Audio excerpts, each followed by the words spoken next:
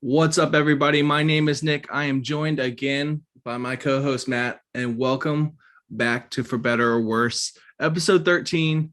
Took a little break, refreshed the body. It was nice. You have a good time, Matt? You enjoy some sports and days off? Refresh the soul as well. Nice little break. I actually was getting my hardwood floors done coincidentally at the same time, so I actually wasn't able to go upstairs, which is where my little studio set up. So didn't bring that up, but that would have been an issue had we Okay. had we done it. So nice to bring that up now. But yeah, it was fun to watch some playoff hockey, playoff basketball. Baseball isn't going great. Was on a pretty nice 9-2 total bases plays / leans run. Hit a little speed bump going 1-2 last night, but only lost a unit, so not a big deal. But yeah, it was pretty good on all sides of the coin, honestly. And Memorial Day weekend was fun. How about you? Yeah. I went the opposite. I went on a cold streak, and I went 2-0 last night.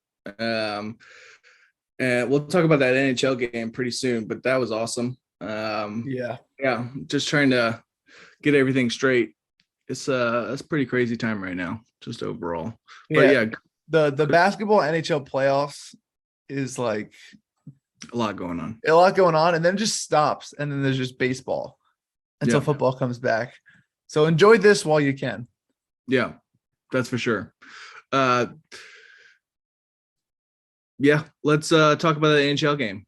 I mean, that game was awesome last night. I mean, absolute, just amazing game. Yeah.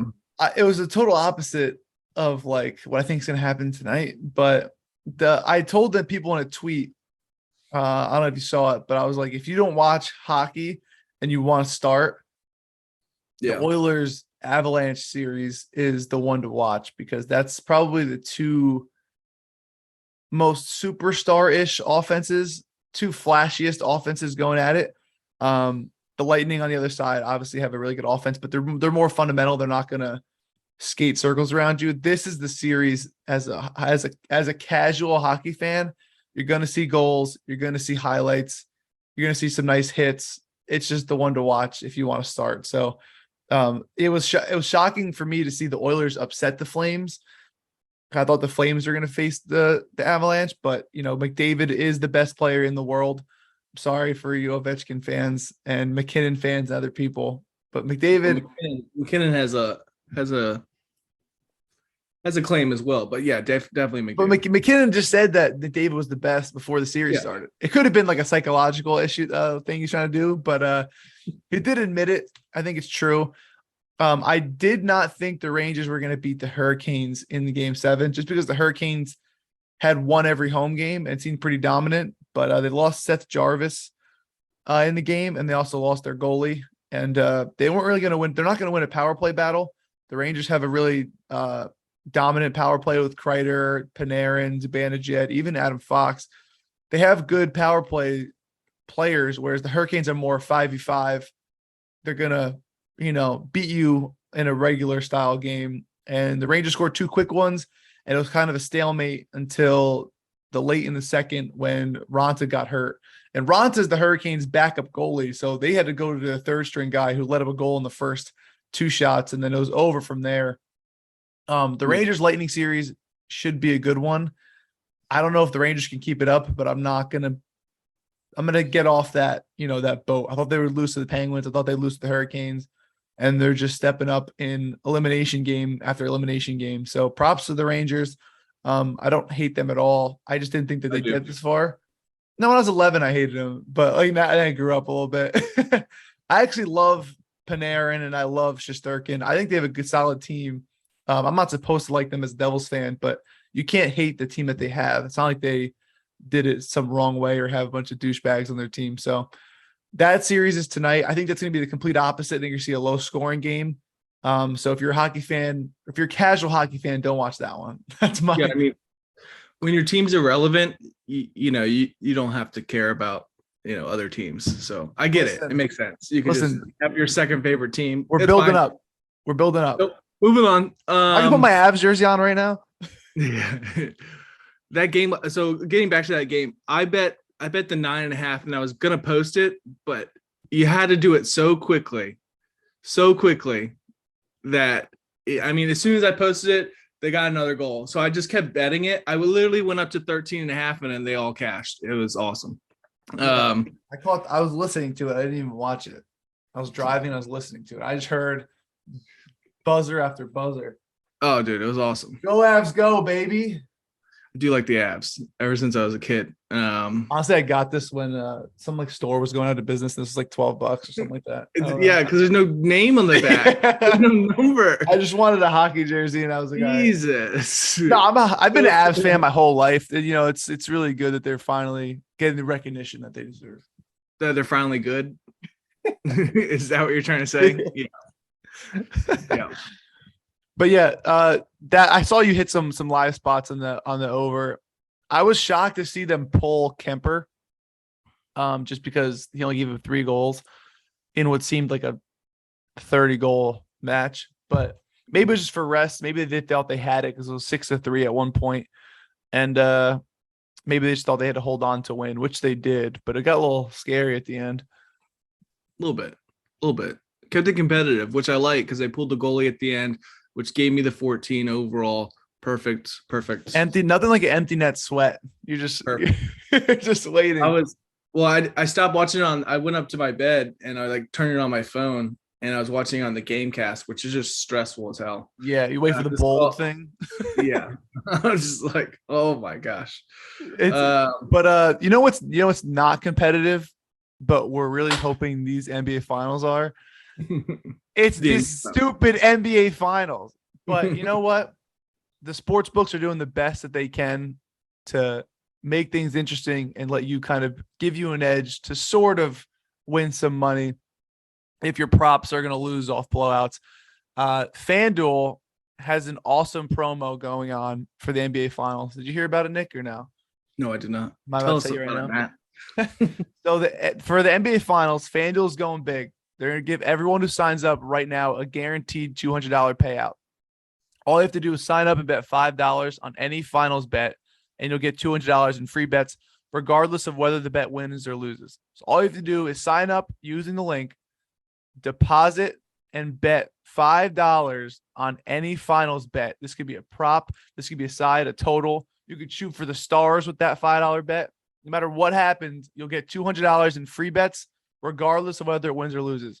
Make sure you use the link flashpicks.bet/win200 to sign up to qualify for the offer.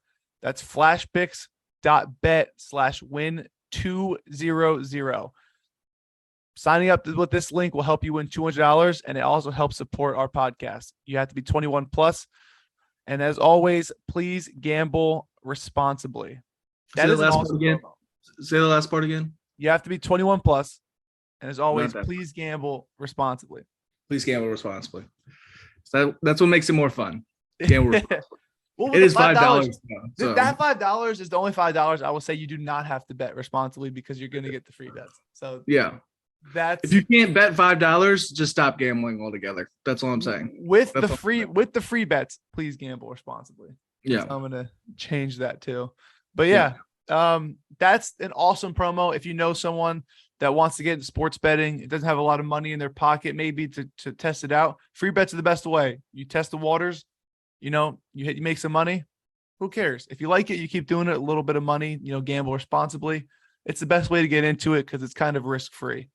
Yeah. If you're signing up for a book and you're not using some sort of promo, you're just missing out on free cash. That's the real thing. It's like, I'd recommend doing every book has a promo, but that's a pretty good one because they boost it up from, I think it's usually like $100 or $150. So up to $200 off $5 too, which is nice. Yeah, that's a good one. And the NBA recap while we were gone, the Warriors beat the Mavericks. I thought it was be closer. You didn't. You were right. The Celtics did beat the Heat in Game 7. The refs did everything they could to keep that game close, I will say. But there was the Heat were just done. There was, just like we all said, they were riding on Jimmy Butler and he was just gassed. And they tried to slow the game. Yeah, they tried to slow the game down for him, everything. But the Celtics won Game 7. Now we're at the NBA Finals Game 1.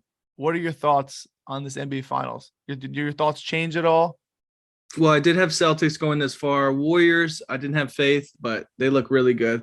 Looking back on it, I should have had a little bit more faith now that they have Jordan Poole as well. Yeah.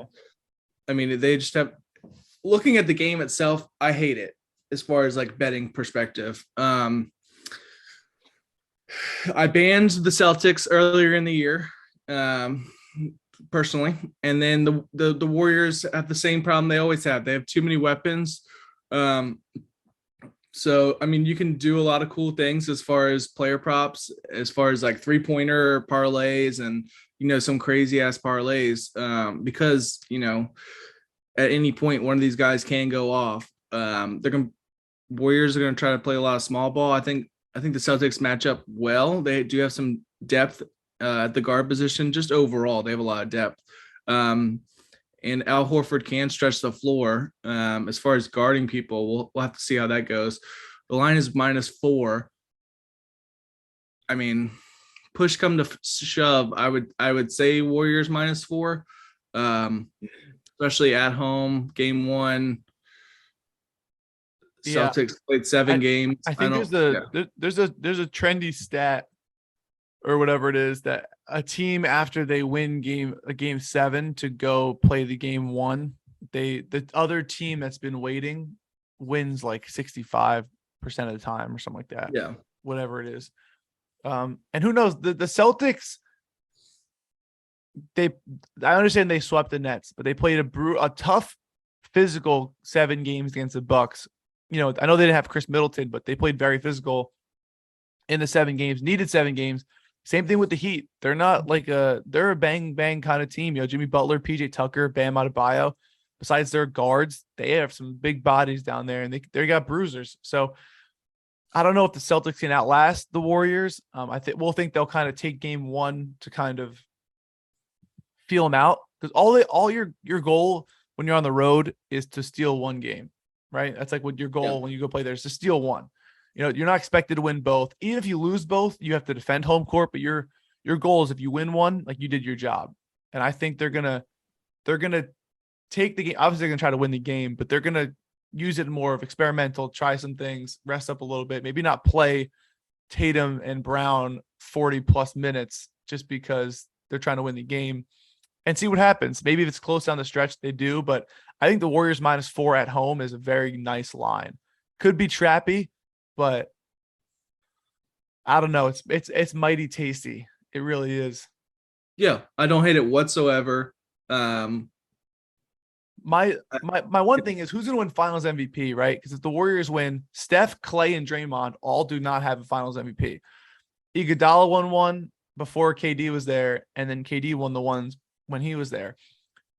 That's the thing. It goes back to anybody can do it. Yeah, and I think you have some great odds on Clay and Draymond just because Clay has the ability to hit 8 threes a game. Not saying he will, but I wouldn't be shocked if he just went off in the finals. And then Draymond Green.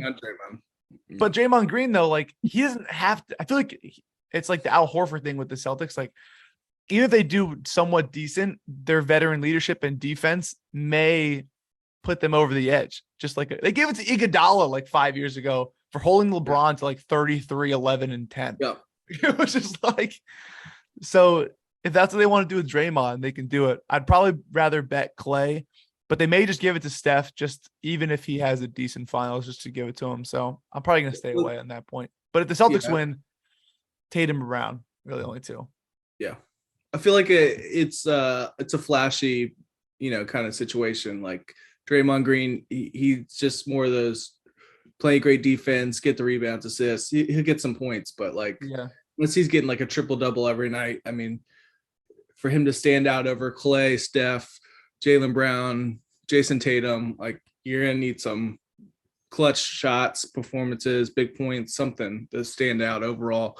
I mean, just versus that star power to get MVP like that. I mean, it's going to be fun to watch. I don't know how they're going to match up. Like, are they going to put Clay on Jaylen Brown? Because Clay's a pretty good defender.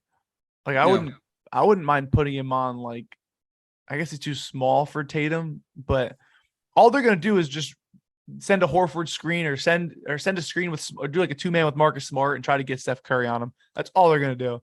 Literally all they're going to do is Tatum on Curry, Jaylen Brown on Curry, see what happens. And that's what they should do, honestly. Yeah, looking at their lineup and everything. But we got a lot to talk about. So we have a little new segment here, Mount Rushmore for the MLB. Matt's going to be going over hitter props. I'm going to be going over pitcher props, our top 4 Mount Rushmore. I'll start off. We'll get it started. I think I'm going to go reverse order. So suspenseful. So number 4 for me is Mad Max. And this is just basically off my success with it. Yes, he is a Met. But I had great success, especially last year. The dude just is nasty. He pitches 100 strikeouts when he's not hurt. So he's hurt right now, obviously, and we'll get to that. But he's just a strikeout guy. He's just nasty. I love watching him play, number 1. So even if it doesn't work out, I still love watching him play and his attitude and his stares and his 2 weird eyes and all of it. I love everything about it. But I mean, he consistently just gets a ton of strikeouts, especially last year. He went okay at the beginning of the year, still plenty of time. He's going to rehab a little bit. I think he'll be back strong. And obviously the Mets should make the playoffs. We'll see about that. So that's number 4 for me on the list. Number 3, it's DeGrom. Oh my God. So am I Mets? Oh my shit. Mets switching hats. Another Mets guy. It's just because of last year. I grabbed him I had a Mets friend of mine who was telling me about him at the start of the season before anything. So his line was super low. I was betting first 5 Mets. I was betting scoreless innings because the Mets weren't scoring any runs. And I knew DeGrom wasn't giving up any runs. And he would consistently get great lines. And he's awesome. Awesome. So as far as this year, I feel like there's obviously a crap load of hype around him now. So it'll probably be inflated. But we'll see. You know, if he ever, Matt, what's his timeline looking like? You're muted now. Here we go. There's a lawnmower guy going in the back. He could take however long he wants. You know, he's done more than enough. He's survived in all of these stupid teams that just. My question. No, he can take how long he wants. I don't care. He survived all these dumb teams that couldn't score to save his life. He could stay gone for 3 seasons and I would forgive him. Now, but he's going to come back probably in a month. He feels fine. So he's just going to wait it out a little bit. You text him the other day? Yeah, I FaceTimed him. Yeah. Okay. Number two, Dylan Cease. Dude is leading the league in strikeouts right now. Averaging 12.74 over 9 innings. He does get high lines, but he's just an amazing pitcher for the White Sox. I made a lot of money off him last year. His line's pretty high this year, but he's still, up until these last couple of games, he's done really well. And he consistently crushes that line. Great ladder guy. And this might be a time where you can buy low, sell high situation overall. And then never ceases to amaze me. Continue. Okay. I fucking knew it. Okay. Number 1, Shane. Help me out, Matt. McClanahan. Shane McClanahan. Love this guy. Loved him since last year with the Rays. Again, wonderful strikeout guy. He is averaging 12.49 strikeouts per 9 innings. Just freaking awesome. He plays for the Rays, obviously. He's just been killing it. Last year, I made a boatload of money on him. Still making a boatload of money, and he's really improving as far as his ERA and it just becoming a complete pitcher. I mean, he's just a true strikeout guy. And yeah, I'll continue to bet him most of the year as long as his line stays right where it's at. But those are my top 4: Shane McClanahan, Dylan Cease, DeGrom, and Mad Max. Matt, what do we got? Nice what do you think? I mean, I that's like a good it. list. I really like the 3 and 4, but Obviously. I think it's a good list. I think there's some good guys in there, and there's some good sleeper guys in there as well. So job well done. I like your Mount. I would go visit your Mount Rushmore. All right, I'll I'm just say sure that. you would. I'd take a trip. But guys, I just want to say Nick isn't a big, emotional guy, right? He's not gonna say I love you, but him having 2 Mets on there, I get the message. I get it. Okay. I get the message. All right. You know what? It's reciprocated. All right, Nick. You know what? I just feel like I should put that out there just for the listeners. You know what I'm saying? But you look like Mad Max out there. I'm gonna do reverse order than you did. I'm gonna start with my number 1 because it's so obvious that there's no suspense, and that is Rafael Devers. Dude's a stud, an absolute monster. I loved him last year. I might have bet him to win MVP at some ridiculous odds last year. I did bet him to win MVP again. He's got a tough people to deal with, but this guy is just a man on a mission. It seems like he hits a double, 2 singles, home runs. He used to hit more home runs and strike out. Now he's hitting more singles, getting a lot more bases. He just does not want to walk. Last night, he ended up striking out one at bat just because it was 3-1. He just did not want to get walked, and he was just swinging no matter what Castillo threw at him. And we like guys like that. All right. He knows we bet his bases. He comes in clutch in the 9th several times for us. Rafael Devers, you know what? I'm going to pick the people too. You're my George Washington on that Mount Rushmore because you could do no wrong. You could do no wrong. You are just the OG, could do no wrong. You have a cherry tree probably somewhere, and you just are the man. Number 2 on my list is Yordan Alvarez. Okay. And I'm going to make him my Abraham Lincoln because I feel like he's the second most known guy on there. I'm just going to say out of the 4 guys. I had to look up the people who were on Mount Rushmore, by the way, before I did this. He's my Abraham Lincoln. He's my number 2. He's had some issues. He gets, he shoots us in the head sometimes, but he's pretty good. He comes in clutch all the time. And I just love that. What? You proud of yourself for that? Okay. He just builds that fort for us. He just comes in clutch all the time. All reliable, number 2. The last 2 guys aren't as reliable as those 2, but we'll get into them in a second. But Rafael Devers, number 1, Yordan, number 2. Go on to number 3. Hate me if you want. Burned us a couple times, but definitely came through for us, is Bryce Harper. Bryce Harper, and I made him Thomas Jefferson just because, he's just kind of there. You know what I mean? It's just, I don't know what he did for us besides being a 3rd president, I think. But besides that, I don't know what Thomas Jefferson did. I think he signed the Declaration of Independence. No, he signed it, but so did founding father. Yeah, but he's built UVA. He's not like George Rotunda. though. George is founding father. You know what I'm saying? Bryce Harper is Thomas Jefferson. He signed the Declaration of Independence. He's there for us, but he was also president. Well, yeah, they were all presidents. So it's there's he's a famous name. He's there. That's why he's number 3, right? He's not George. He's not Abe. He's on money. He is on money. He's not like my guy Ben, but we'll talk about that later. Number 4. So 2 guys were on my list that would have made the list probably if they had came through last night. I had a little test run for my guys. Alonzo, cut off. All right. Well, it's not your fault because Patrick Corbin is just terrified of polar bears. We'll talk about that another day. That deserves a full podcast. Patrick Corbin, I'm going to find your Twitter handle. I'm going to send you a picture of a polar bear every day, because it'll make you shit your pants. Number 4, you're going to find it. Number 4, Mike Trout is also off the list because of last night.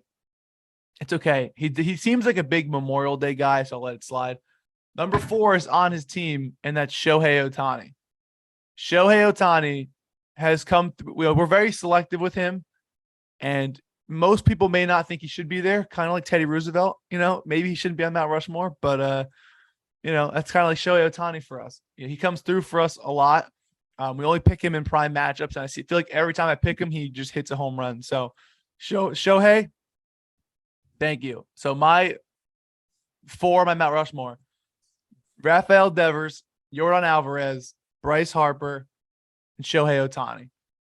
I don't know what you think of that, but you let me know. Yeah, it's not bad. Solid. Yeah.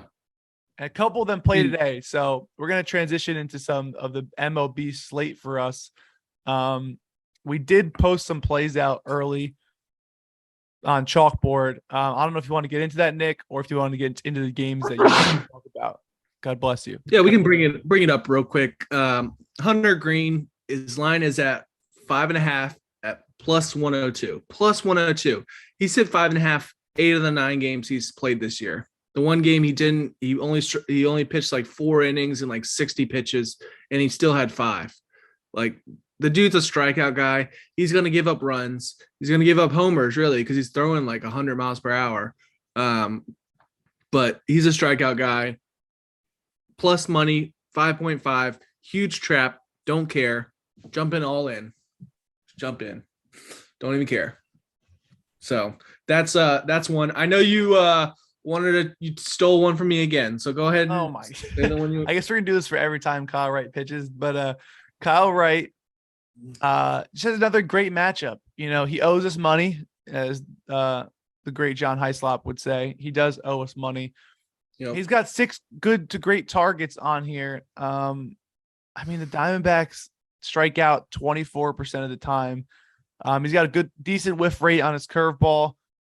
The Diamondbacks are just the lineup numbers are staring me in the face. He has every guy that gets up besides like one of them.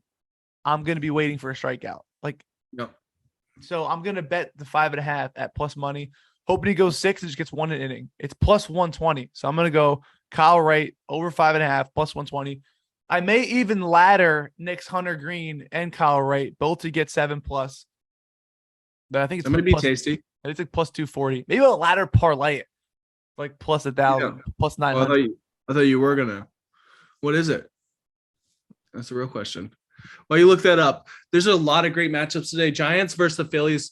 I mean, I think that's going to be a great pitching matchup overall. Rondon versus Nola. Yeah, Aaron Nola. Dude's yeah. Both their lines are super high, so I'm hesitant to take them. That being said, the Phillies do strike out a bunch. I think it was 8.5 and 6.5 respectively for the lines. I'm still going to debate on that, so I won't put out a pick right now.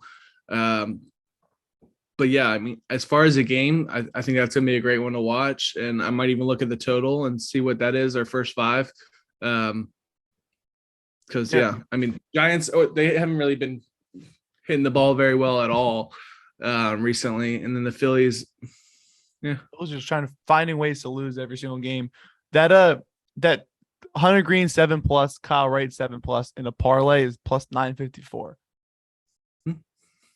It's not crazy. It's not crazy to think about. It is not crazy to think about at all. Any thought on the Giants versus Phillies or any game in particular that you wanted to look at today? Or I don't have a lot of day games. It's like a weird slate. Like half the games are in the day and half of them are at night. The Phillies are just finding ways to lose every single game. Rodon is an absolute stud. I, as a Phillies technically hater, I think Aaron Nola is very good. Probably my favorite pitcher on that team, just because he's like their go-to guy. And I don't know. I mean, Rodon should strike out a lot of people. He's a lefty, so you're gonna have a little bit of a better matchup versus Harper. And I know I'm gonna get people in the comments like, "Oh, but Bryce is hitting really well against lefties this year." Yeah, it's May, okay. But career-wise, lefty-righty matchup just makes more sense. Okay, I'm just gonna throw that out there. He's also Bryce Harper, but he's number 3 on the Mount Rushmore he's not number 3 for nothing. You know what I'm saying? But yeah, the lefties, you're gonna face Schwarber and Harper a lot better. So it seems like a low-scoring game for me, especially with the dead balls. But you never know. I hate over-unders this year, so I'm not gonna go near it. You say dead balls, but the last couple of days have been pretty high. I feel like as far as scores, and really just looking at like the Mets just blowing out the Nationals. multiple times. Patrick Corbin blows, but the Nationals didn't score at all. It's just but yeah, this lineup is just cruising right now. When are you gonna become a Mets fan, dude? Just come on board. I don't have a team. We might do something later in the year, like like a wheel or something, and whatever it lands on, that's my new team forever. That's horrible. Yeah. That's the team I live and die by. Yeah. Like, why are you a fan? Well, I spun a wheel Minus one the time. Yankees. Take out the Yankees. I refuse. Come on. No. You know I liked you. I'm not gonna be that guy. So are you prepared to do that actually? Because like if you ever go to like somewhere and like, oh, I'm a Orioles fan, they're like, oh, well, why are you an Orioles fan? I spun a wheel one time. Yeah. Well, Orioles kind of makes sense. I am in Virginia, so it's not that far. It's not. I guess you're right. If I'm like a Diamondbacks fan, like, oh yeah. Yeah. I went to Arizona once. When they had their cool colors, it made more sense. Yeah. Speaking of Yankees, I know we just mentioned that. Angels versus the Yankees at Yankee Stadium. Why don't you talk about that game a little bit? Mainly because I can't pronounce the first guy's name. You got nasty Nestor Cortez on there. On the MLB app, it does have Hunter Green's picture on Detmer's. Reed Detmer's. He's also the guy who pitched the no-hitter, young guy. Not too established. Should be nice for him to pitch against the Yankees, see how he does. But nasty Nestor with a very, he could strike out people at will against the Angels. He's probably waking up this morning pretty ready to go. I know they just torched the Angels, but Mike Trout's recovering from his hangover, so he may be able to play. Yeah. His line was 6.5 for Nestor as far as strikeouts. So I knew it was going to be up there with the Angels. I mean, they're just if I'm a pitcher and I see the Angels are coming to town, I'm going to go to sleep at 10 o'clock. I'll get full night's rest. We're going to pad the stat sheet. And I'm honestly 6.5 might be worth it.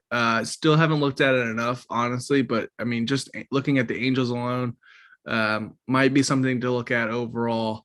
As far as the game itself, again, it's still really early. It's only 9 o'clock here. So I'm going to figure out weather reports and stuff like that and see if there's an over under with it being at Yankee Stadium. I wanted to do this game yesterday over under, and I pushed out. And the Yankees did it themselves, it seems, pretty much. Any other games that you wanted to talk about or anything? I know this is obviously a weird slate. A lot of this stuff is going to be coming at the 1 o'clock, 2 o'clock, 3 o'clock. Yeah. I definitely like to watch some games as a baseball fan. The Mets, obviously, I'm going to watch at 1 o'clock. They have a guy who's coming in, Evan Lee, 24-year-old for the Nationals, and just the way that this Mets lineup has been hitting makes me want to just smash spot just because. Team total? Yeah, I didn't even look at what it was yet. I like to do first 5 team totals rather than team totals, but you never know. It's a 1 o'clock game. This Mets team is rolling. How the Mets hit lefties? Better than in years past. We got rid of Conforto. He's not dead, but he's just gone.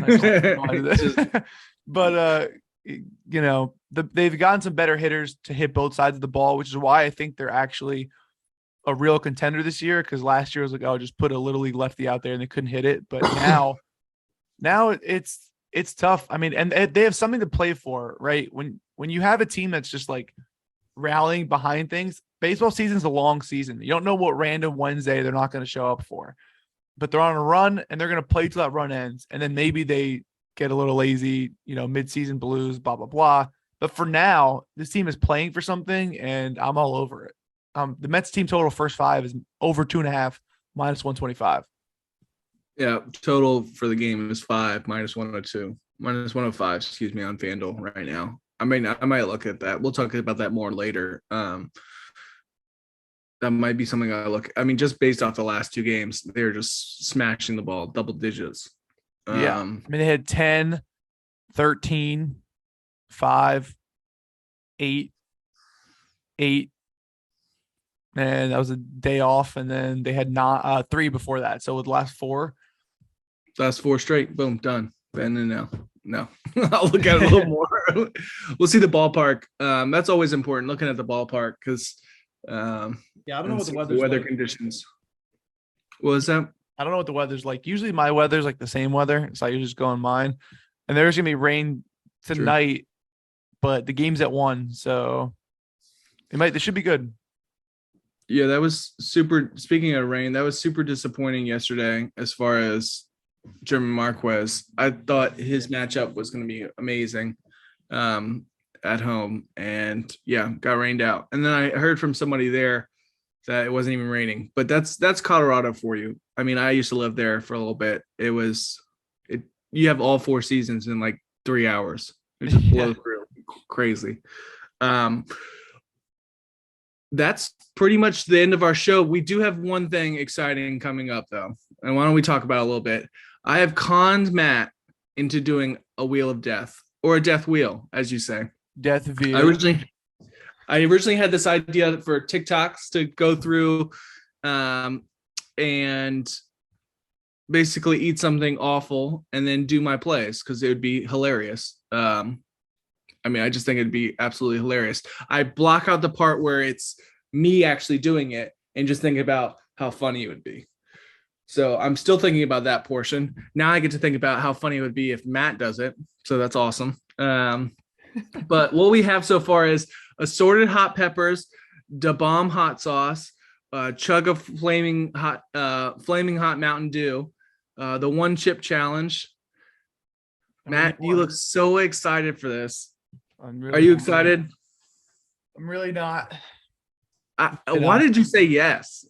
That's what I'm a man of the pot. I'm a man of the people, man of the pot. All right. Yeah. See, perfect. You take that. You keep that energy. Okay. What our thoughts is, we're still working through the ideas. Obviously we'd love some suggestions of stuff that we could add on there. I'm thinking a trivia, maybe like a multiple choice trivia. And then is how many questions you get wrong is how many stuff we add to the wheel. Gotcha. It's like, you have 2 things at first, and then safe spaces. 2 safe spaces. Yep, a little safe space you can hide in, and then it depends on the trivia. That's my thought. Listen, people, we need more ideas. Maybe nothing so much spicy because I'm too white for this stuff, but like maybe some stuff, that we could think of. We appreciate your support and your ideas. So please, we'll tweet it out again, but please be creative and help us out, and maybe we'll choose yours. Let us know in the comments. Yeah, maybe we can do something for that. Comments. We really need that. Also, like and subscribe. Please comment. It helps us out a lot. Me and Nick love doing this podcast. We love giving you guys everything in the kitchen sink that we have to offer. So it really helps us out when you like, share, subscribe, all that stuff. So we really appreciate it. And that's going to be it for me. Anything you want to say, Nick? No. Another wonderful episode. We will see you guys back on Friday, and then we'll have an episode on Saturday as well. So Friday and Saturday of this week, we'll have some great stuff to talk about. Good luck. Bet responsibly, guys. And we'll see you next time. Peace.